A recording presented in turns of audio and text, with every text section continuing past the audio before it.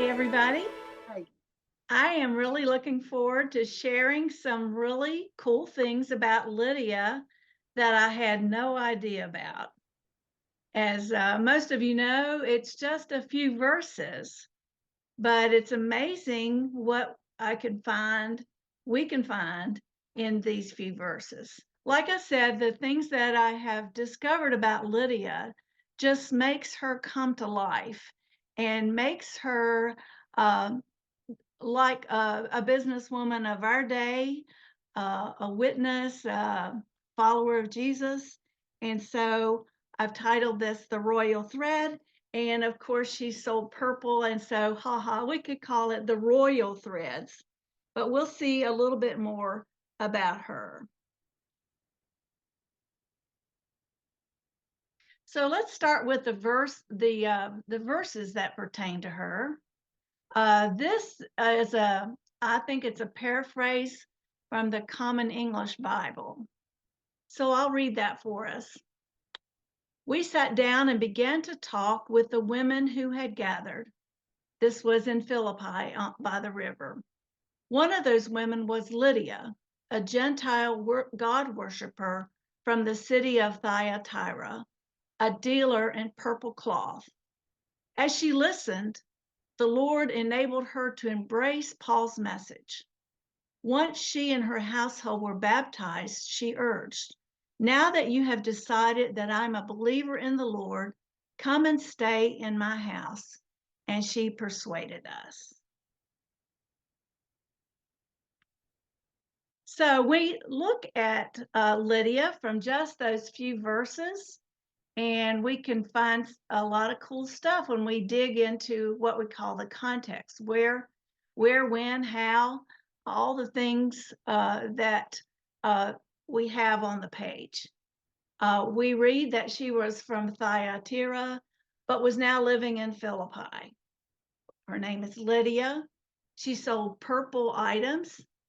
She was a God worshiper. She was a member of a worshiping group.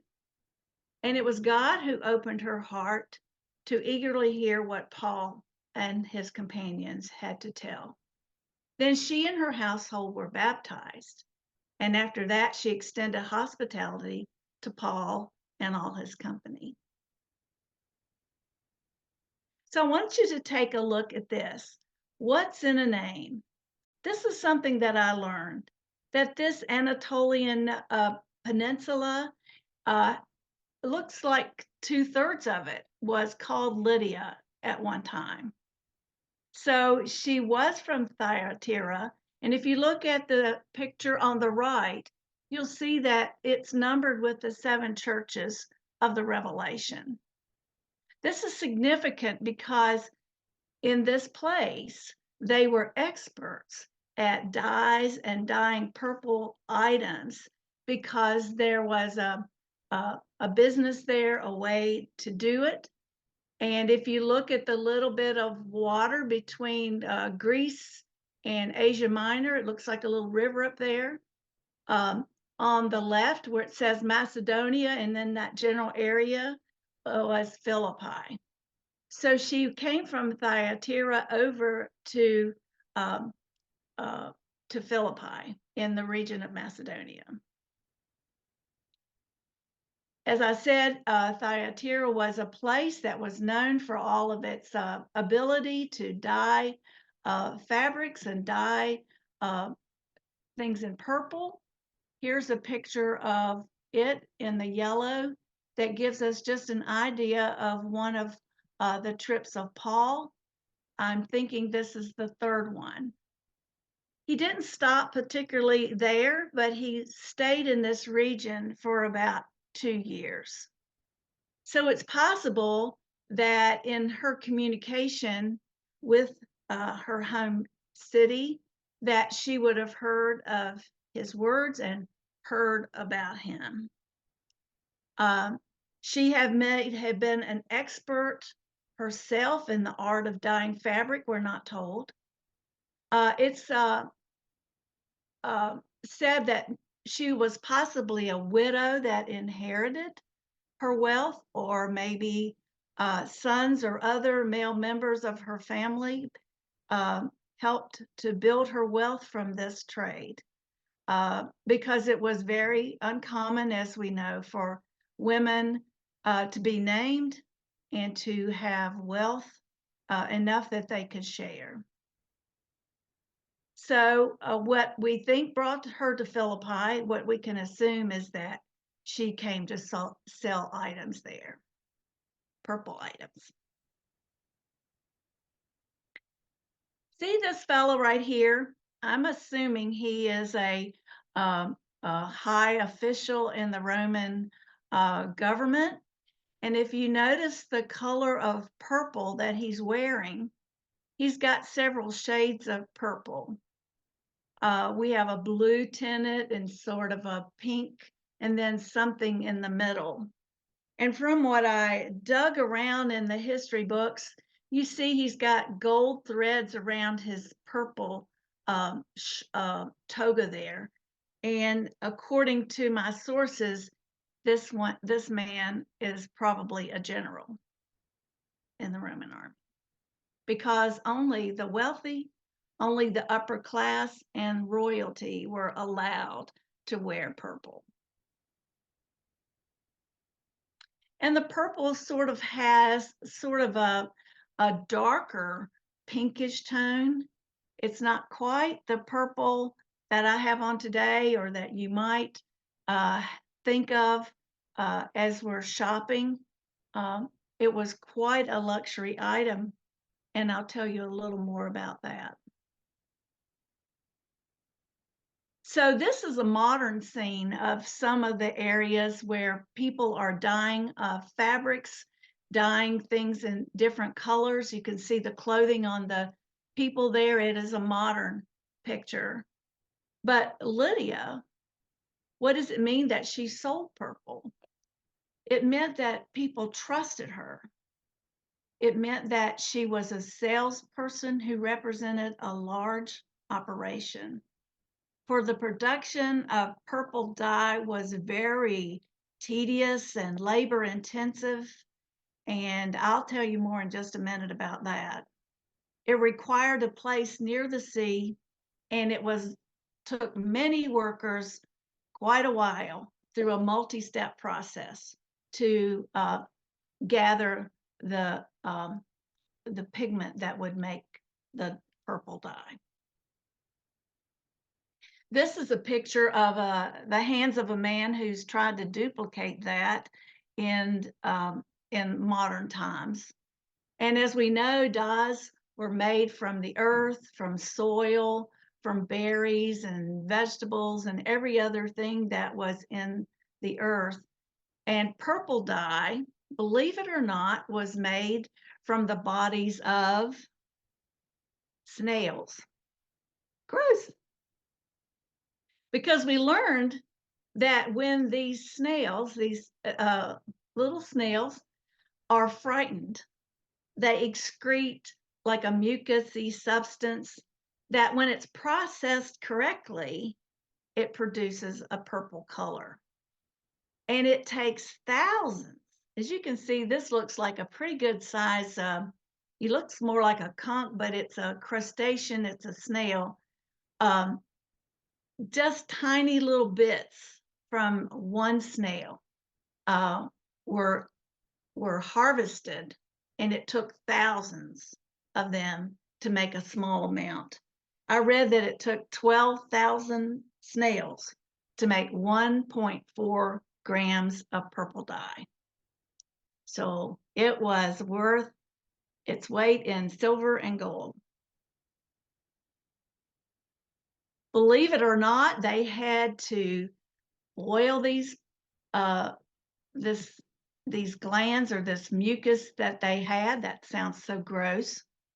They were caught, their shells were crushed, part of the snail was extracted, boiled, filtered, dried, and then scraped into a fine powder. And at any time in the process, the whole thing could be ruined and they would have to start over. So just imagine how much work it took to create just a little bit of this purple dye. So Lydia, her title in the text is a seller of purple. She would have been known to the people in the production of the dye, a lot of people, a big production. She would have been known by the people that she lived near and in her area. She would especially been known by the wealthy, the upper classes, and the royalty of her area. So she was indeed someone who was sought out for the purchase of this color, which was a status symbol. You could tell who had it and who didn't, and who was high on the ladder and who wasn't. And like most people that work with fabrics and most salespeople, business people, she probably had a critical eye to be sure to notice the quality of the product. She would have been trusted with large amounts of money, gold, silver, a lot of money. So she was trusted again. And with all the people that she knew, she was a woman with lots of connections and influence. Now, when we think of the color purple, maybe you think of a movie or your teen. The Patrick Henry High School in Roanoke's colors were purple and gold. And so you might think of these vivid colors, but they're made by a modern chemical process. And it's nothing to us to go out and buy as much purple as we want. But the color that Lydia and others would have gotten would have been more like this, more like a purpley pink. There's different shades, different ways, different colors of purple, depending on this large process, as you see all the intricate steps. So I'm wondering, here's a little thought piece. If she were among us today and we're thinking of status symbols, what might she sell today that would be a status symbol? Yeah, I have Rolex watches on the left and then a variety of things on the right. You ever go through an international, especially an international airport, it's wall-to-wall designer everything. Purses, shoes, colognes, cosmetics, everything. Sunglasses, everything. So as we think about people who sell status symbol items, we can put Lydia in that group. She could afford to be particular on who she sold to. She probably had a highly visible place to sell it. She was probably a sophisticated person, probably knew more than one language. And we do know that she was quite prosperous and wealthy.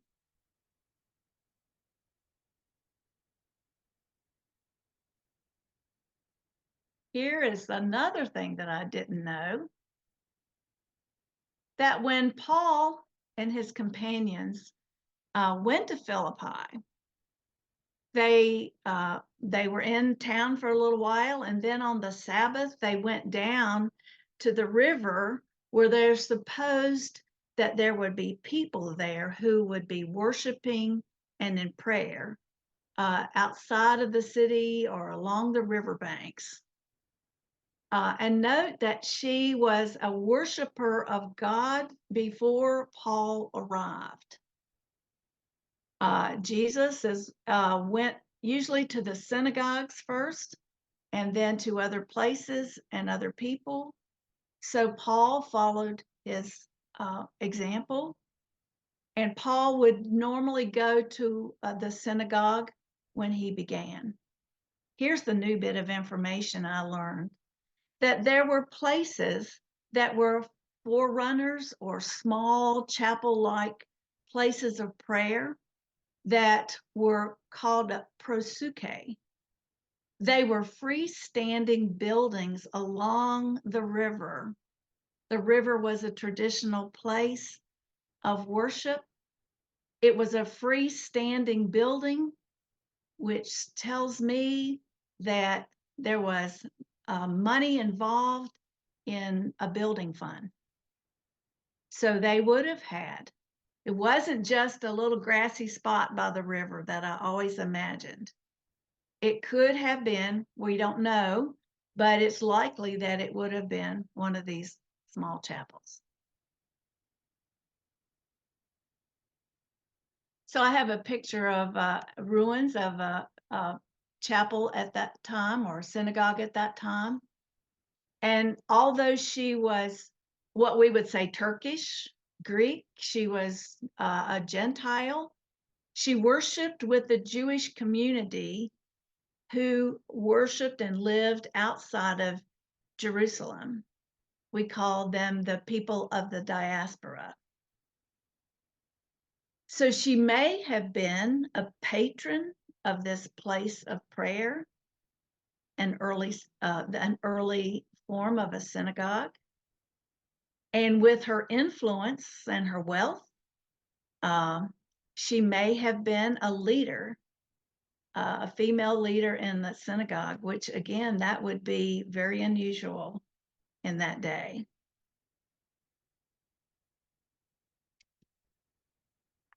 We don't normally have many pictures of saints, but I know that we are commemorating the three women that we are going to talk about, Lydia, Dorcas, and Phoebe. And this is just one of the many icons that I found of Lydia. And if you notice, the colors are more the pinkish, ancient, purpley color. But God is the one who opened her heart. I'm supposing that she would have heard about Paul with her connections to Thyatira, and she was eager, I'm supposing, to see him in person and to actually hear him. But it was God who opened her heart.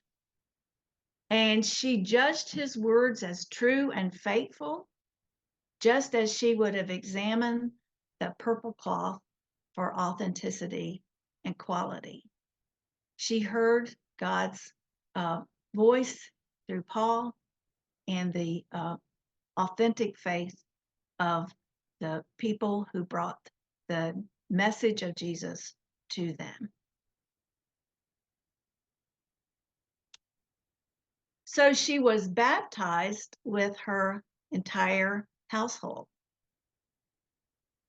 Again, as I said, there's no mention of the male leaders or the male people in her family.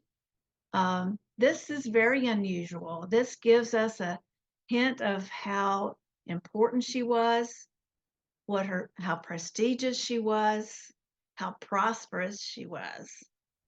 And at that time, as we remember, people had been possibly baptized with a baptism of John for repentance. And now she was baptized as one of Jesus' followers. She entered into the larger family of God in her baptism, just as we all do. Isn't that cool? So Lydia urged Paul and his companions to stay at her house, and she provided all that they needed. Think about that. I don't remember how long he was there. I don't think it tells us. And we don't know if it was just Paul or how many others were with him. But she said, if you have judged me to be faithful to the Lord, come and stay at my house. So here's another icon faithful Lydia. She seems to be in the center of the photograph or the painting, and to the left is Paul and his companions. There's so much to learn about Saint Lydia.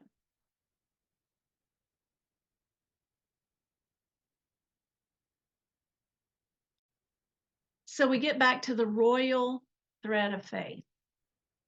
She was an influential leader in her community.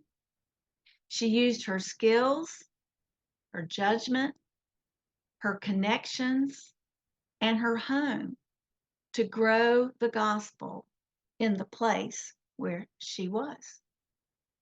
And her witness provided a royal thread in a literal sense and in a spiritual sense, because she herself was the connecting thread of all of these diverse people in this society. And her witness of following Jesus would have been profound. It is said that she was the first convert in Europe, although some question that. Whatever, she was one of the first, and she came out of the gate in a big time. So here's the really cool thing. We witness as she did in our lives and in our places with the gifts that we've been given, the connections that we've been given, our vocations, our talents, all that God has given us. And we witness just as she did. She witnessed through her business life and through her established role within the community. Well, did you all imagine that there was so much in those few verses? I didn't. And I just think it's just amazing. Hi, this is Stephanie from Hi, Stephanie. St. Mark in Yorktown. Uh-huh. I have purchased material that is nature dyed from little bugs. And when I washed them, they faded.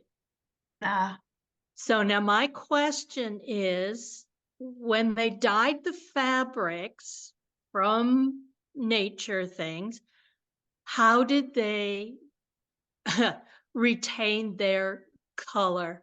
I don't know if you could answer that, but that would be very important. Mm-hmm. And when you use nature, you have to be able to preserve the vibrancy of the color. I'm really glad you asked, because I had that on my paper and I forgot Oh, good. I forgot to say that. Oh, well, thank you. That when this type of purple, as it aged, it was color fast. And it got brighter over time. So it may have been more pink. I've read that there were other shades that tended to be blue and even greenish color. The most prized was black, and it was from another gross thing, from clotted blood. Gross. But that was the most valued. And I forgot to say that the senior magistrates would wear a white toga edged in purple. So we still think of it as a royal color, or at least I do. Why was Lydia declared a saint? They would have gone through all the processes of the Roman Church or the Greek Church. There's lots of stages of that. Just like St. Paul, St. Matthew, St. Peter. Yeah. So she would have been recognized for her contribution and her witness. So that was not from the Roman Catholic Church, that she was declared by the ancient Roman government to be, or the Romans to be, a saint. I don't know. Uh, I don't know. I just know that she's referred to as Saint Lydia in our day and probably for many years. uh-huh. Good question. Oh, I learned I the kind of name. I Go always ahead. thought they had criteria like healings and stuff like that, but Yeah, I wasn't sure. I know they do now. I know they Mhm, do that process mhm, now. mhm. I'm not sure. I learned that river, the picture you saw of the river, has a name, Zygakis. Mhm. Who wants to who wants to do that one? Yeah, right. So let's see. These questions that I have created hopefully are a segue into our workshops. And I hope that, and I know that our leaders for the workshops will tie this together with our daily life. So my questions are, how might we share our skills and our knowledge of the world of business as as a witness to the world? Certainly, transparency and integrity in business is the first thing I think people think of. How about you all? Well, reputation is everything in business. Yes, Everything. yes.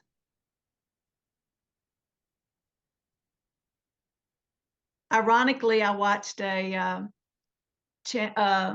documentary on the life of Martha Stewart and how Oh, her brand went through all of this and how she built up her brand and all of her influence and her wealth. So the second question is, how might businessmen and women nourish, share, and enable ministry? So many ways. We'll hear more about that. And how might we be invitational, encouraging, and generous as Lydia?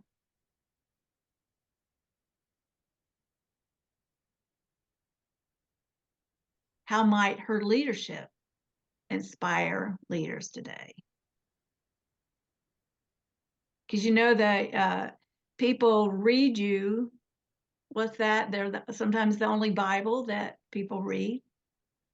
So if you live with integrity and you have some connections and influence, you could translate that into um, a witness for Christ. You guys are too quiet. Is there anybody out there? I just wanted to say that not being a business person myself, but what really impressed me about Lydia was her willingness to be so hospitable to these to Paul and whoever else was with him. And I Mhm. think I think that's one of the greatest things that we can do as a witness is to be hospitable, whether that's in our churches or in our homes, to welcome people and serve them in some ways, whether it be with food or with lodging or whatever that might be. And that was just one of the things that really impressed me about Lydia. Mhm. I see in the chat that she asked Paul if he found her to be faithful. So Paul, the judging and the evaluating would have gone on both sides, and we don't know exactly why, but he would probably not stay with someone who didn't have a good reputation and was highly spoken of. That would defeat his purpose. So he stayed there. We don't know how long, and her house was likely a large house and was probably one of the first house churches that we know of.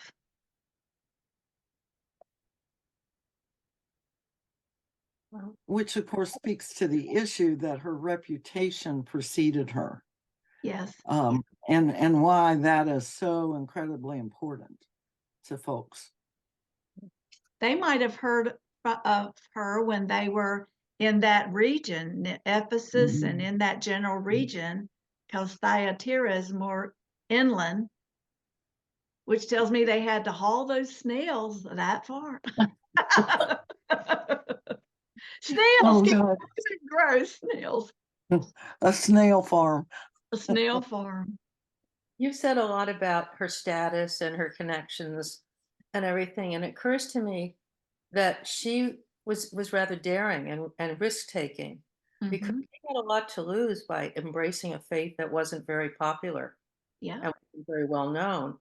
And I think there's a sense of humility when she's with Paul because Mhm.